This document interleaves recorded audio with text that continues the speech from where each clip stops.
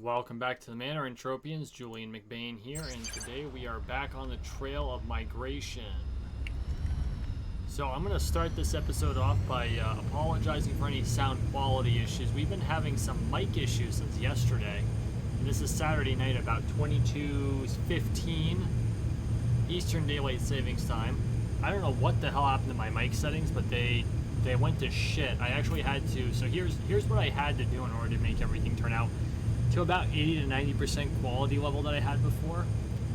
I deleted OBS off my computer, reinstalled it, updated my video graphics driver, I actually swapped USB ports for the mic, which helped, believe it or not, because I had to reinstall the microphone for some stupid reason. And we're still only about between 80 and 90%. But that's the reason for the difference in sound quality. I'm still futzing with it. My hope is that sometime soon we will be able to get there and get you back to the quality that you're used to from me.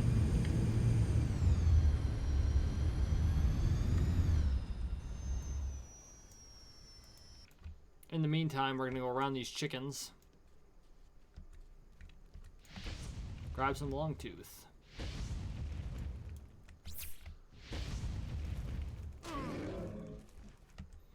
I will say that the whole sound quality issue really screwed up the live stream on Friday, so if you were there for the live stream or if you popped into the live stream to see what it says, I'm really sorry about that. I don't know what happened. OBS just kicked out all my sound settings and everything was screwed. Just absolute nonsense. And I don't know what it was. I'm still trying to figure out what it was. I don't know if I accidentally blasted the microphone or what have you. My hope is I don't have to replace the mic, because it's a Blue Yeti. They're not exactly, you know, cheap microphones. But, I mean, if that's what you have to do, that's what you have to do. Oh, it looks like I never actually swapped out from, or I never parsed out the loot from the live stream. Admittedly, it was actually a rather... Are you kidding me? It was a frustrating night. I'm not going to deny that.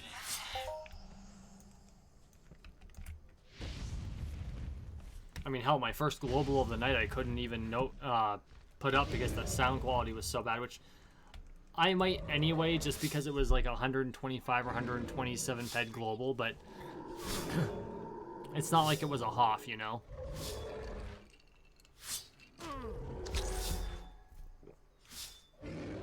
I'm also enjoying my first scotch in the last 6 days. Well, it's actually my second glass, but I did. I went on an alcohol fast from Sunday through Friday. And it's Saturday evening, and I'm having scotch for the first time in 6 days. And it's really nice. And I treated myself because I went through the whole alcohol fast, and I detoxed, and got back to what that's like. And there are some differences I've noticed. Like, after 5 days, you know, it's really nice to wake up and you are 6:30, 7 o'clock, you are good to go. You know, you don't want to sleep in. Getting to sleep, on the other hand, is a bitch. It is what it is. You know, you gotta take the good with the bad. But I get it, because that's part of it. It's just the way it works. So,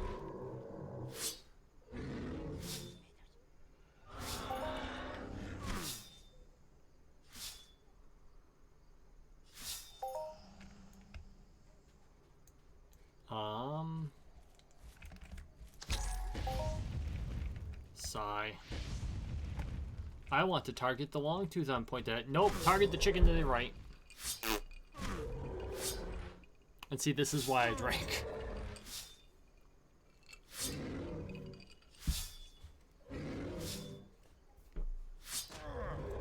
Actually, I have to admit, I almost decided to not do this video.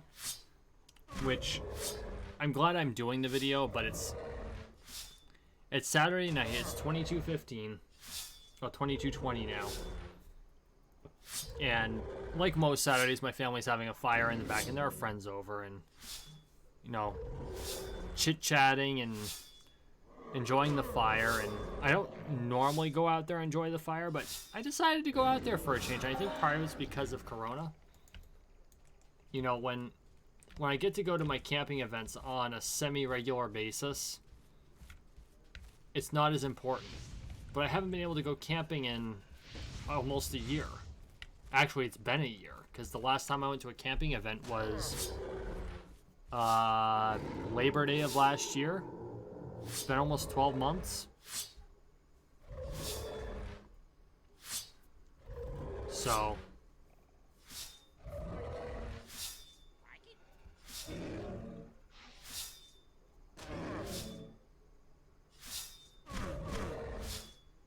kind of miss that time with friends by the fire.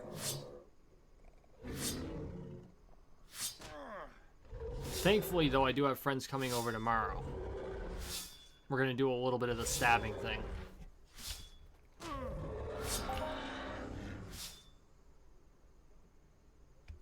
Come on. Oh. Sword died. Unequip. Detach. Pop. Yeah, you can tell I didn't do any maintenance there.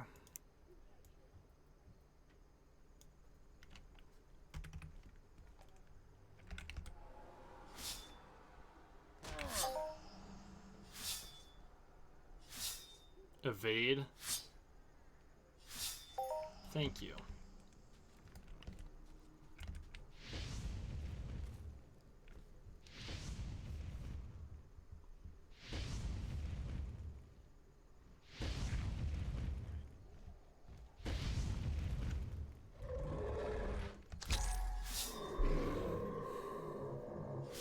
Got to admit, I will be very happy once 2020 is over. Never thought I'd ever say that about a year, but this year is just...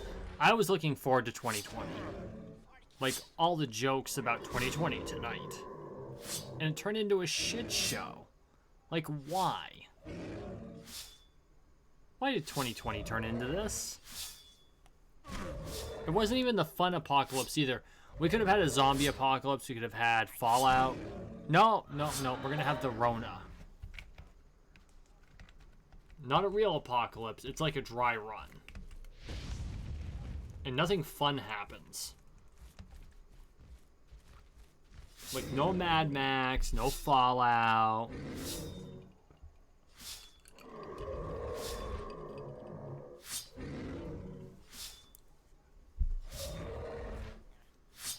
You know, nothing final either, so it's not even a Horizon Zero Dawn. Not that I'm complaining. I do not want a Horizon Zero Dawn situation going on here. But since we're on the subject,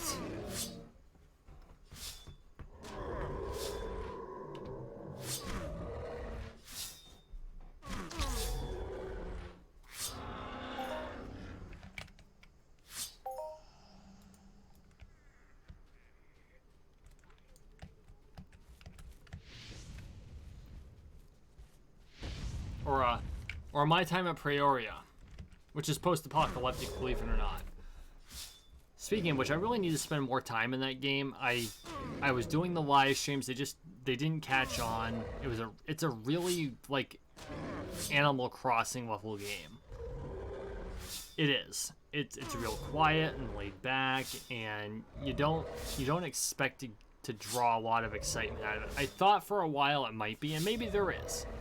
Maybe there is later in the game, but to the point that I could really show people, it just didn't do what I had hoped it would do, which really disappointed me. But you know, that stuff happens. Now looks like my loot pill ran out. Okay, stop. More chickens. Getting sick of the chickens. Die. Wait. Thank you.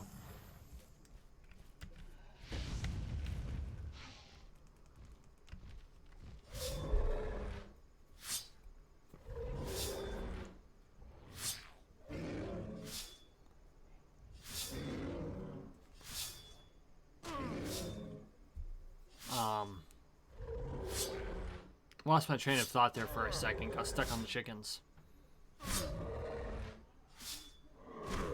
Oh. I gotta admit, this is like the most boring dystopia ever. We could have had neon lights. We could have had Cybertronics. I'm totally in for getting Neuralink. You know what I'm saying? And Neuralink, for those who don't know, is Elon Musk's chip in the head that helps to help you remember things or to overcome neurological issues. I'm like all for that. And they even drill a small piece of your skull out so that it's flush. It's not like popping out of your head or anything, or you're not the Borg.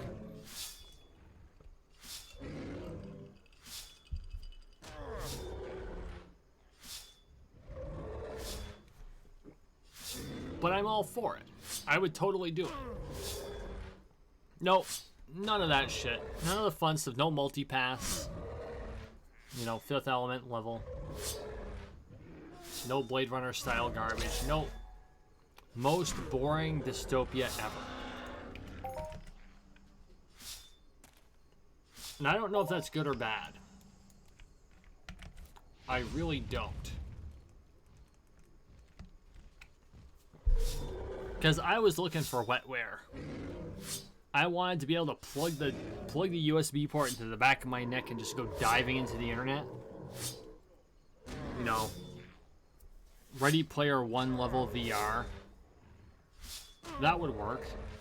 You know, I could put up with a lot of bullshit to be able to live in a VR world when I'm not working. None of it. No.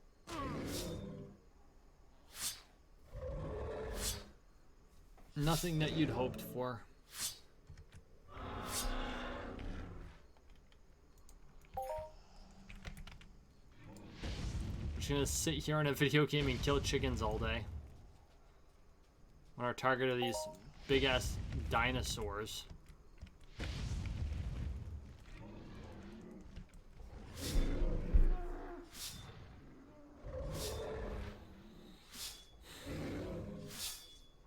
You know, it's funny. I spend a large number of my Entropia videos trying to motivate people. And in a lot of ways, I try to motivate myself. And it's important. These things are important. Because without that motivation, without that ability to really reach out and feel and determine what it is you are looking to do and be, you never really understand who you are. And there are things about myself I have learned this year because I didn't really understand who I am.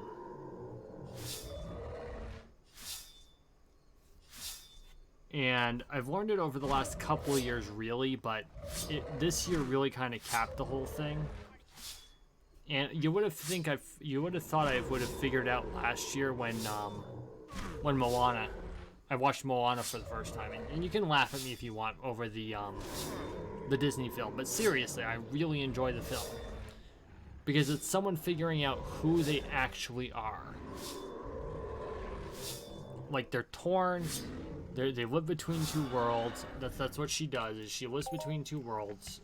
The world that she wants to be a member of, and the world that she is required to live in. You know? And then she figures out she doesn't have to choose between the two.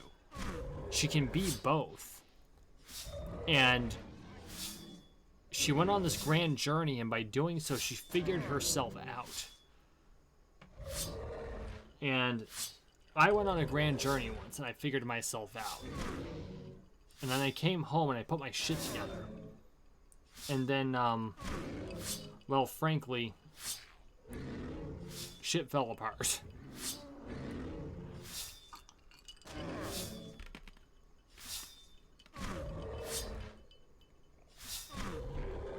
But it doesn't change the fact that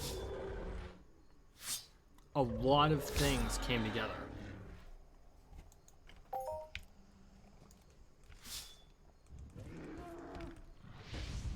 So the question is where do you go from here? And sometimes step one is just keeping upright. You know, keeping on your own 2 feet. Making sure that you don't lose it. Because it's easy to lose it when you don't know what's going on. You know, when things are falling apart around you, it's easy to lose faith. But you have to keep faith in yourself, if nothing else. You know, you are an extremely resilient being. And whether you believe that's through evolution or through some divine presence, that's not the important part. The important part is that you're willing to keep putting one foot in front of the other and maintain and be what it is that you are. And when that doesn't carry you any further, you need to look to be what it is you're supposed to be. And then what you are supposed to be may not be what you wanted to be. And you may not even understand what it is. But you keep putting that one foot in front of the other, and you keep moving forward.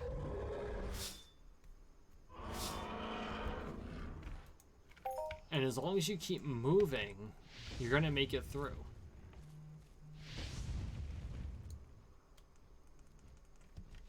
You know, there's a lot of things that I'm still working on. You know, determining who I really am, what I really want to be. You know, when I was younger, it was real easy. I wanted to be an astronaut. Instead of being an astronaut, I thought, well, you have to be a pilot, which you do. Well, for certain positions. But it wasn't until I went to move and do the thing, and I got halfway through what I thought I had to do when I discovered, well, to be an astronaut, you have to be an engineer. Well, I didn't want to be an engineer. And now that I'm older, I'm more interested in engineering, but it's not... As much as I wish I could be an engineer, there is a strong part of me that it can't be an engineer. If that makes any sense. It's just not my shtick. It's not what I do. Which is unfortunate. I am totally down for being the person who fixes things. You know, it's actually one of my Gallup 5 strength finders is restorative. I'm a fixer. I enjoy fixing things. But it's not the type of fixing things that is required to go out into 0G into the black.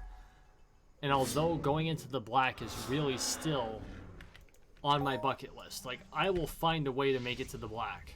And by the black, I mean space. You gotta cross the Karaman line, and then you're in the black. We're talking Serenity level, the black.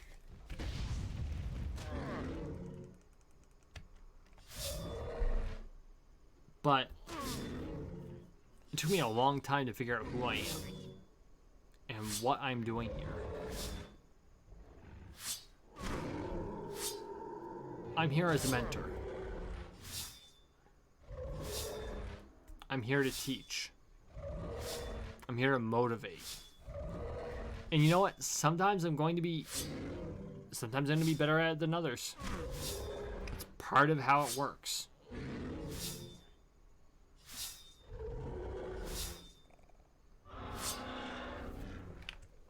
But if I can keep plugging at it, if I can keep working toward it,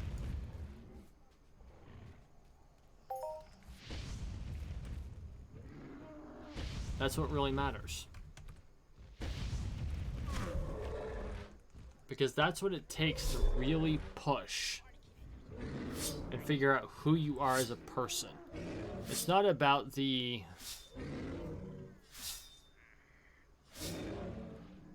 Honestly, it's not even about the challenge. It's not about the accomplishment. It's the rite of passage.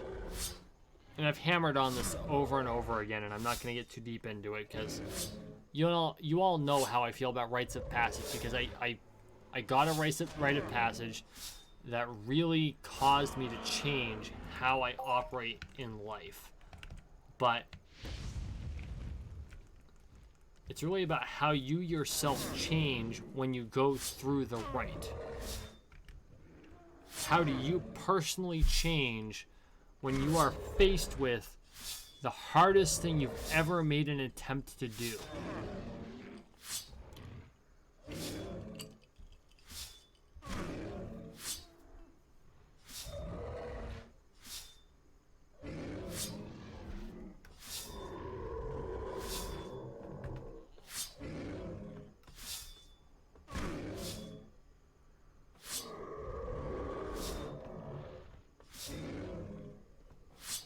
For a lot of us,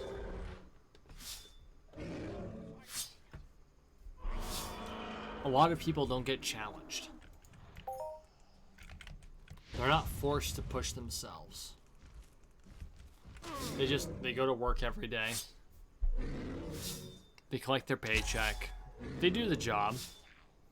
You know, even salespeople whose life depends on commission, there's a limitation to what they're actually pushed to do. In my own job, there's a limitation to what I'm pushed to do.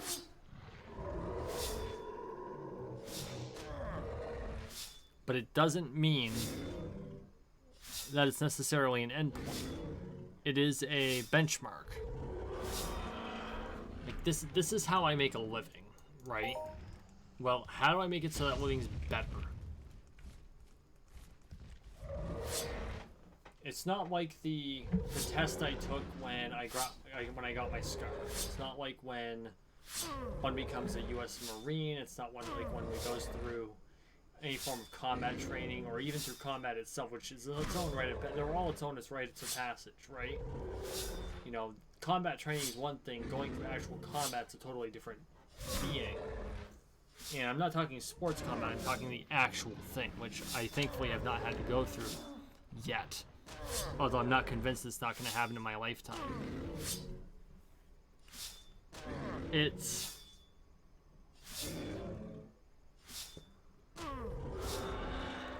all about understanding where you're headed and where you're going and what is going on.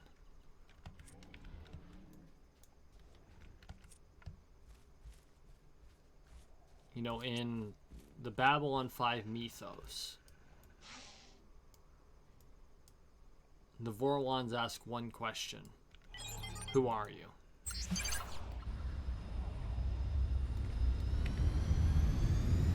And then their opponents and counterparts, the shadows, ask another question. And only this one question: what do you want?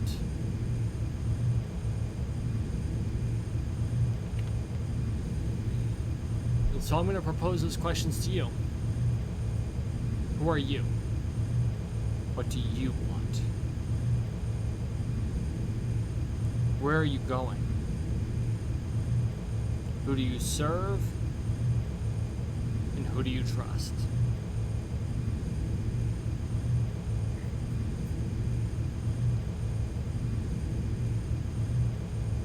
These are all things we have to determine